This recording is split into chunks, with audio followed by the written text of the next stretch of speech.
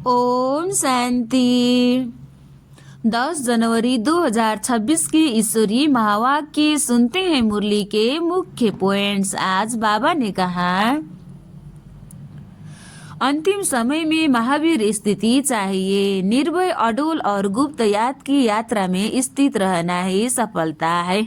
Next, पतित पावन को इसलिए याद किया जाता है क्योंकि दुनिया दुर्धाम बन चुकी है। पावन दुनिया की स्थापना के लिए विनाश आवश्यक है। नेक्स्ट, दधीचि ऋषि की तरह बेहद सेवा में संपूर्ण त्याग करना है, तभी व्यक्त से अव्यक्त अवस्था प्राप्त होती है। फरिश्ते हड्डी मांस रहित होते हैं। यह सेवा में देह का सब कुछ स्वाहा करने से सूक्ष्म बनते हैं।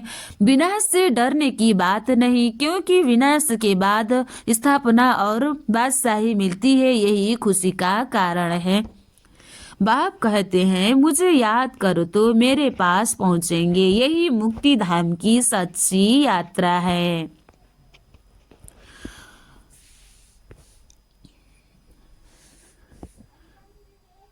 और अब सुनते हैं महावाक्यों को।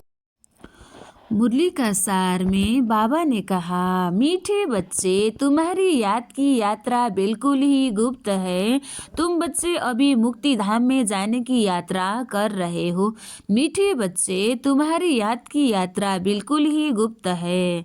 तुम बच्चे अभी मुक्ति धाम में जाने की यात्रा कर रहे हो। प्रश्न, स्थूल वतनवासी से सूक्ष्म वतनवासी फरिश्ता बनने का पुरुषार्थ क्या है? उत्तर में बाबा कहते हैं, सूक्ष्म वतनवासी फरिश्ता बनना है तो रूहानी सर्विस में हड्डी हड्डी स्वाहा करो। दधीचि ऋषि की तरह हड्डी हड्डी स्वाहा करो। रूहानी सर्विस में बिना हड्डी स्वाहा किए फरिश्ता नहीं बन सकते, क्योंकि फरिश्ते बिगर हड्डी मांस के होते हैं। इस बेहद की सेवा में दधीचि ऋषि की तरह हड्डी हड्डी लगानी है, तभी व्यक्त से अव्यक्त बनेंगे। गीत, धीरज धर मनुआ धीरज धर, सुख के दिन आए कि आए। ओम शांति। बच्चों को इस गीत से इशारा मिलता है कि धीरज धरो, अब नई दुनिया आया कि आया। दुख की दुनिया अब खत्म हुआ कि हुआ। बच्चे जानते हैं हम श्रीमत पर पुरुषार्थ कर रहे हैं और जानते हैं कि हम इस गुप्त योग में योग की यात्रा पर है। वह यात्रा अपने समय पर पूरी होती है। मुख्य है ही यह यात्रा जिसको तुम्हारे सिवाय और कोई भी नहीं जानते हैं। यात्रा पर जाना है जरूर, और ले जाने वाला पांडा भी चाहिए। इसका नाम ही रखा हुआ है पांडव सेना। अब यात्रा पर है। स्थूल लड़ाई की कोई बात नहीं है, हर एक बात गुप्त है। यात्रा भी बड़ी गुप्त है। स्थूल लड़ाई की कोई बात नहीं। हाथ हथियार से लड़ने की आवश्यकता नहीं है। अंदर ही अंदर 5 विकार से, काम, क्रोध, लोभ, मोह, अहंकार से लड़ाई चल रही है। शास्त्रों में भी है। बाप कहते हैं, मुझे याद करो तो मेरे पास आकर पहुंचेंगे। यह यात्रा तो हुई ना। यह याद की यात्रा है। दुनिया है, मंदिरों में जाना है, ये स्थूल यात्रा। बाप सब शास्त्रों का सार बताते हैं, प्रैक्टिकल में एक्ट में ले आते हैं। हम आत्माओं को यात्रा पर जाना है, अपने निर्वाण धाम। विचार करो तो समझ सकते हैं। यह है मुक्ति धाम की सच्ची यात्रा। सब चाहते हैं हम मुक्ति धाम में जाएं। यह यात्रा करने के लिए कोई मुक्ति धाम का रास्ता बताए, परंतु बाप को अपने समय पर आप ही आते हैं। जिस समय को कोई नहीं जानते हैं, बाप आकर समझाते हैं तो बच्चों को निश्चय होता है। बरोबर यह सच्ची यात्रा है जो गाई हुई है। भगवान ने यह यात्रा सिखाई थी। भगवान ने यह यात्रा सिखाई थी। मन मना भव मध्याजी भव, यह अक्षर भी तुम्हारे काम के बहुत हैं। सिर्फ किसने कहा यह भूल कर दी है। कहते हैं देह सहित देह के संबंधों को भूल जाओ। इनको ब्रह्मा बाबा को भी देह है, इनको भी समझाने वाला दूसरा है। जिसको अपनी देह नहीं है वह बाप है। जिसको अपनी देह नहीं वह बाप है विचित्र, उनको कोई चित्र नहीं है और तो सबके चित्र है, सारी दुनिया चित्रशाला है। विचित्र और चित्र अर्थात जीव और आत्मा का यह मनुष्य स्वरूप बना हुआ है। तो जीव और आत्मा का मनुष्य स्वरूप है तो वह बाप है विचित्र। समझाते हैं मुझे इस चित्र का आधार लेना पड़ता है। शिव बाबा विचित्र है, उनका कोई शरीर नहीं, इसलिए ब्रह्मा का तन लेकर पढ़ाते हैं, समझाते हैं मुझे इस चित्र का आधार लेना पड़ता है। बरोबर शास्त्र में है। भगवान ने कहा था, जबकि महाभारत लड़ाई भी लगी थी, राजयोग सिखाते थे, जरूर राजा स्थापन हुई थी, अभी तो राजा ही है नहीं। राजयोग भगवान ने सिखाया था नई दुनिया के लिए, क्योंकि विनाश सामने खड़ा है। समझाया जाता है ऐसा हुआ था जबकि स्वर्ग की स्थापना हुई थी, वह लक्ष्मी नारायण का राज्य स्थापन हुआ था। अभी तुम्हारी बुद्धि में है, सतयुग था, अभी कलयुग है, फिर बाप वही बातें समझाते हैं। ऐसा तो कोई कह न सके कि मैं परम धाम से आया हूँ तुमको वापिस ले जाने। परम पिता परमात्मा ही कह सकते हैं, ब्रह्मा द्वारा और किसके द्वारा भी कह नहीं सकते। सूक्ष्म वतन में है ही ब्रह्मा विष्णु शंकर।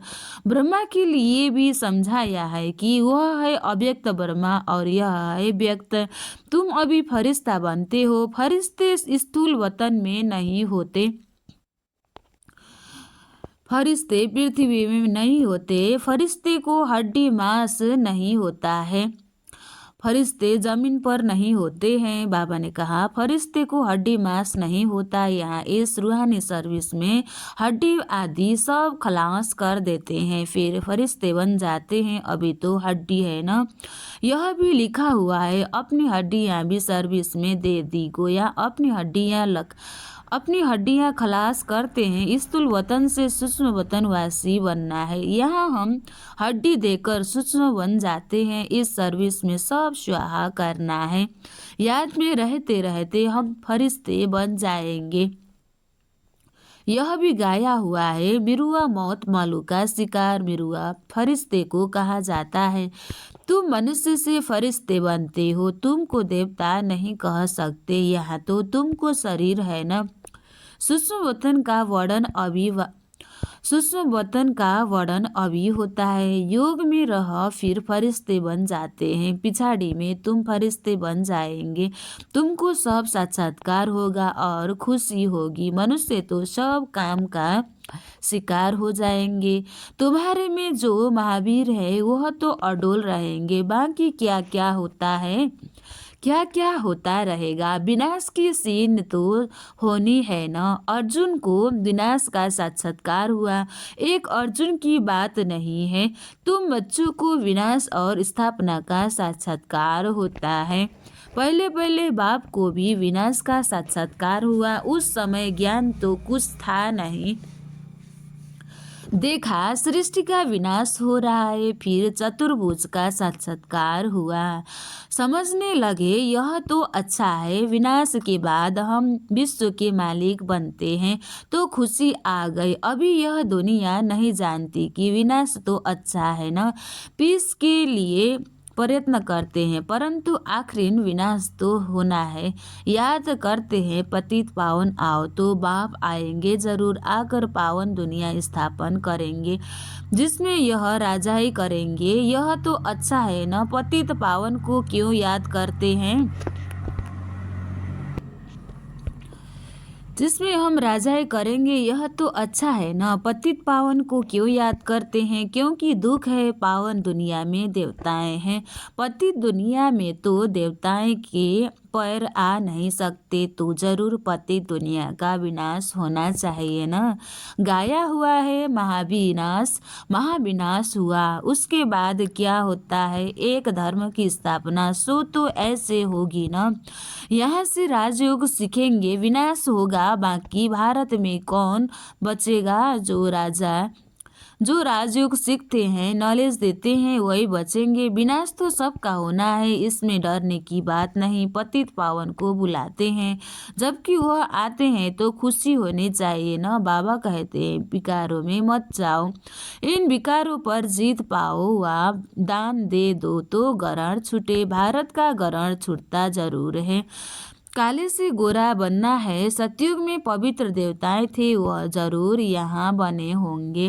तुम जानते हो हम सिरमत से निर्विकारी बनते हैं। भगवान उवाच है न, यह गुप्त सिरमत पर चलकर तुम बादशाही पाते हो। बाबा कहते हैं तुमको नर से नारायण बनना है, सेकंड में राजाएं मिल सकती है। शुरू में बच्चियां 4-5 दिन भी वैकुंठ में जाकर रहती थी। शिव बाबा आकर बच्चों को वैकुंठ का भी साक्षात्कार कराते थे। देवताएं आते थे, कितना मान शान से तो बच्चों को दिल अंदर लगता है। बरोबर गुप्त वेश में आने वाला बाप हमको समझा रहे हैं। ब्रह्मा तन में आते हैं, ब्रह्मा का तन तो यहाँ चाहिए न। प्रजापिता ब्रह्मा द्वारा स्थापना बाबा ने समझाया है। कोई भी आते हैं तो उनसे पूछो किसके पास आते हो? बीके के पास। अच्छा, ब्रह्मा का नाम कभी सुना है? प्रजापिता तो है न, हम सब उनके आकर बने हैं। ब्रह्मा बाबा के जरूर आगे भी बने थे। ब्रह्मा द्वारा स्थापना तो इस साथ में ब्राह्मण भी चाहिए न। बाप ब्रह्मा द्वारा किसको समझाते हैं? हम सब बच्चों को, शूद्रों को तो नहीं समझाएंगे ना। यह है ब्रह्मामुख वंशावली ब्राह्मण। शिव बाबा ने ब्रह्मा द्वारा हमको अपना बनाया है। ब्रह्मा कुमार कुमारियां कितने ढेर हैं, कितने सेंटर से, सब में ब्रह्मा कुमार कुमारियां पढ़ाती है। यहाँ हमको दादे का वर्षा मिलता है। भगवान वाच तुमको राजयोग सिखलाता हूँ। वह निराकार होने के कारण इसके शरीर द्वारा धारण, इनके शरीर का आधार लेकर हमको नॉलेज सुनाते हैं। प्रजापिता के तो सब बच्चे होंगे न। हम है प्रजापिता, ब्रह्मा कुमार कुमारियां, शिव बाबा है दादा। उन्होंने एडॉप्ट किया है हम बच्चों को। तुम जानते हो हम दादे से पढ़ रहे हैं। ब्रह्मा द्वारा यह लक्ष्मी नारायण दोनों स्वर्ग के मालिक है न। भगवान तो एक ऊंच से ऊंच निराकारी है। बच्चों को धारण बड़ी अच्छी होनी चाहिए। पहले समझाओ। 2 बाप है भक्ति मार्ग में, स्वर्ग में है एक बाप। पारलौकिक बाप द्वारा बादशाही मिल गई, फिर याद क्यों करेंगे? दुख है ही नहीं जो याद करना पड़े। गाते हैं दुख हरता सुख करता, वह अभी की बात है। दुख हरता सुख करता भक्ति में गाते हैं, वह अभी की बात है। दुख हरकर शिव बाबा सुख देते हैं, वह अभी की बात है। जो पास्ट हो जाता है उसका गायन होता है। महिमा है एक की, वह एक बाप ही आकर पतितों को पावन बनाते हैं। एक शिव बाबा ही आते हैं, पतित को पावन बनाते हैं। मनुष्य थोड़े ही समझते हैं, वह तो पास्ट की कथा बैठ लिखते हैं। तुम अभी समझते हो। बरोबर बाप ने राजयोग सिखाया और पतित आत्माओं को पावन बनाया, पाप से मुक्त किया, जिससे बादशाही मिली। 84 का चक्र लगाया। अभी फिर हम पढ़ रहे हैं, फिर 21 जन्म राज्य करेंगे, ऐसा देवता बनेंगे, ऐसे कल्प पहले बने थे। समझते हो हमने पूरा 84 जन्मों का चक्र लगाया। अब फिर सतयुग त्रेता में जाएंगे। तब तो बाप पूछते हैं आगे कितने बार मिले हो? यह प्रैक्टिकल बात है ना। नया भी कोई सुने तो समझेंगे 84 का चक्र तो जरूर है। जो पहले वाले होंगे उनका ही चक्र पूरा होगा ना, पूरा हुआ होगा। बुद्धि में बाबा ने कहा बुद्धि से काम लेना है। इस मकान में, इस ड्रेस में बाबा हम आप से अनेक बार मिलते हैं। 5000 कल्प 5000 वर्ष बाद मिलते हैं और मिलते रहेंगे। पतित से पावन, पावन से पतित होते ही आए हैं। कोई चीज़ सदैव नई रहे, नई घर नहीं रहे, नए कपड़े नहीं रहे, ऐसा तो हो नहीं सकता। यह तो हो नहीं सकता, पुरानी जरूर बनती है। हर चीज़ सतो रजो तमो में आती है। अभी तुम बच्चे जानते हो नई दुनिया आ रही है, उनको स्वर्ग कहा जाता है, यह है नरक, वह है पावन दुनिया। बहुत पुकारते हैं, हे पतित पावन हमको आकर पावन बनाओ, क्योंकि दुख जास्ती होता जाता है ना। परंतु यह समझते नहीं कि हम ही पूज्य थे, फिर पुजारी बने हैं। द्वापर में पुजारी बने। अनेक धर्म होते हैं, बरोबर पतित से पावन, पावन से पतित होते हैं। भारत के ऊपर ही खेल है। तुम बच्चों को अब स्मृति आई है, अब तुम शिव जयंती मनाते हो, बाकी और कोई अब तुम शिव जयंती मनाते हो, बाकी और कोई शिव को तो जानते ही नहीं, अपने पिता को नहीं जानते हैं। हम जानते हैं, बरोबर हमको राजयोग सिखलाते हैं। ब्रह्मा द्वारा स्वर्ग की स्थापना हो रही है, और जो योग सीखेंगे, स्थापना करेंगे, वही फिर राज्य भाग्य पाएंगे। हम कहते हैं, बरोबर हम कल्प कल्प बाप से यह राजयोग सीखे हैं। बाबा ने समझाया है, अभी यह 84 जन्मों का चक्र पूरा होता है, फिर नया चक्र लगाना है। चक्र को तो जानना चाहिए न, भले यह चित्र न हो तो भी तुम समझा सकते हो, यह तो बिल्कुल सहज बात है। बरोबर भारत स्वर्ग था, अब नरक है, सिर्फ वह लोग समझते हैं। कलयुग अजून बच्चा है। तुम कहते हो यह तो कलयुग का अंत है, चक्र पूरा होता है। बाप समझाते हैं, मैं आता हूँ पति दुनिया को पावन बनाने। तुम जानते हो हमको पावन दुनिया में जाना है। तुम मुक्ति, जीवन मुक्ति धाम, शांति धाम, सुख धाम और दुख धाम को भी समझते हो, परंतु तकदीर में नहीं है तो फिर यह ख्याल नहीं करते कि क्यों न हम सुखधाम में जाएं। बरोबर हम आत्माएं का घर वह शांति धाम है, फिर सुख धाम स्वर्ग दुनिया, सत्युग दुनिया में आएंगे। वहाँ आत्मा को अर्गंश न होने कारण कुछ बोलती नहीं है। परम धाम में शांति वहाँ सबको मिलती है। सत्युग में है एक धर्म। यह अनादि अविनाशी वर्ल्ड ड्रामा है, जो चक्र लगता है, जो फिर रिपीट होती रहती है। आत्मा कभी विनाश नहीं होती है। शांति धाम में भी थोड़ा समय ठहरना ही पड़े, यह बहुत समझ की बातें हैं। कलयुग है दुखधाम। कितने अनेक धर्म है, कितना हंगामा है। जब बिल्कुल दुखधाम होता है तब ही बाप आते हैं। दुखधाम के बाद है फूल सुखधाम। शांति धाम से हम आते हैं सुखधाम, शांति धाम से हम आते हैं सुखधाम में, फिर दुखधाम बनता है। सतयुग में संपूर्ण निर्विकारी यहाँ है संपूर्ण विकारी। यह समझना तो बहुत सहज है ना, हिम्मत चाहिए, कहाँ भी जाकर समझाओ।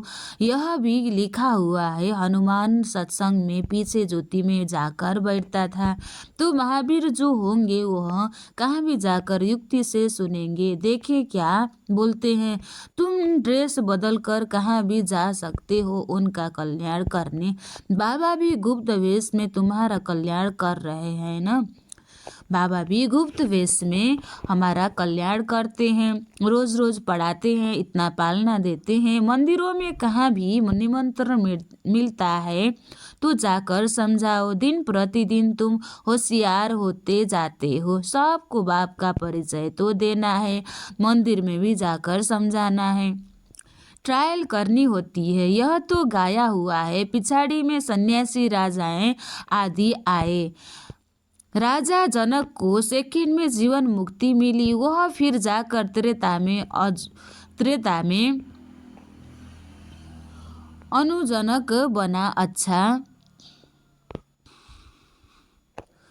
वह फिर जाकर तीव्रता में अनुजनक बना। अच्छा, मीठे मीठे सिकलदे बच्चों प्रति माता पिता बाप दादा का याद प्यार और गुड मॉर्निंग। रूहानी बाप की रूहानी बच्चों को नमस्ते। हम रूहानी बच्चों की भी रूहानी बाप दादा को दिल से याद प्यार और गुड मॉर्निंग। नमस्ते बाप दादा, नमस्ते नमस्ते नमस्ते। धारणा के लिए मुख्य सार 1 नंबर, अंतिम विनाश की सीन देखने के लिए अपनी स्थिति महावीर जैसी निर्भय अडोल बनानी है। अंतिम विनाश की सीन देखने के लिए अपनी स्थिति महावीर जैसी निर्भय अचल अडोल बनानी है। गुप्त याद की यात्रा में रहना है। दूसरा, अव्यक्त वतनवासी फरिश्ते बनने के लिए बेहद सेवा में दधीची ऋषि मिसल हड्डी सेवा में देनी है। अव्यक्त वतनवासी फरिश्ता बनने के लिए बाबा ने कहा, अव्यक्त वतनवासी फरिश्ता बनने के लिए बेहद सेवा में दधीची ऋषि की तरह अपनी हड्डी हड्डी स्वाहा करनी है। आज बाबा ने वरदान दिया है, पहले सिरमत पर विशेष अटेंशन दे, फाउंडेशन को मजबूत बनाने वाले सहज योगी भव। पहली सिरमत पर विशेष अटेंशन दे, फाउंडेशन को मजबूत बनाने वाले सहज योगी भव। विस्तार, बाप दादा की नंबर 1 सिरमत है कि अपने को आत्मा समझकर बाप को याद करो। यदि आत्मा के बजाय अपने को साधारण शरीरधारी समझते हो तो याद टिक नहीं सकती। वैसे भी कोई 2 चीज़ों को जब जोड़ा जाता है तो पहले बाबा ने कहा, 2 चीज़ों को जोड़ा जाता है तो पहले समान बनाते हैं। ऐसे ही आत्मा समझकर याद करो। आत्मा समझकर परमात्मा को याद करो तो याद सहज हो जाएगी। यह सिरमत ही मुख्य फाउंडेशन है। इस बात पर बार बार अटेंशन दो। आत्मा समझकर बाबा को याद करो तो सहज योगी बन जाएंगे। स्लोगन, कर्म आत्मा का दर्शन करने वाला दर्पण है। कर्म आत्मा का दर्शन कराने वाला दर्पण है, इसलिए कर्म द्वारा शक्ति स्वरूप को प्रत्यक्ष करो। कर्म आत्मा का दर्शन कराने वाला दर्पण है, इसलिए कर्म द्वारा शक्ति स्वरूप को प्रत्यक्ष करो। कर्म द्वारा शिव बाबा को प्रत्यक्ष करो। अव्यक्त इशारे, इस अव्यक्ति मास में बंधन मुक्त रह जीवन मुक्त स्थिति का अनुभव करो। विस्तार, ब्राह्मण सो फरिश्ता अर्थात जीवन मुक्त, जीवन बंधन नहीं। ब्राह्मण सो फरिश्ता अर्थात जीवन मुक्त। न देह का बंधन, न देह से संबंध का बंधन, न देह के पदार्थों का बंधन। अगर अपनी देह का लगाव खत्म किया तो देह के संबंध और पदार्थ का बंधन आपे ही खत्म हो जाएगा। ऐसे नहीं कोशिश करेंगे। कोशिश शब्द ही सिद्ध करता है कि पुरानी दुनिया की कोशिश है, इसलिए करना ही है, करके दिखाएंगे। इसलिए कोशिश शब्द समाप्त करो, देह भान को छोड़ो। अच्छा, ओम शांति।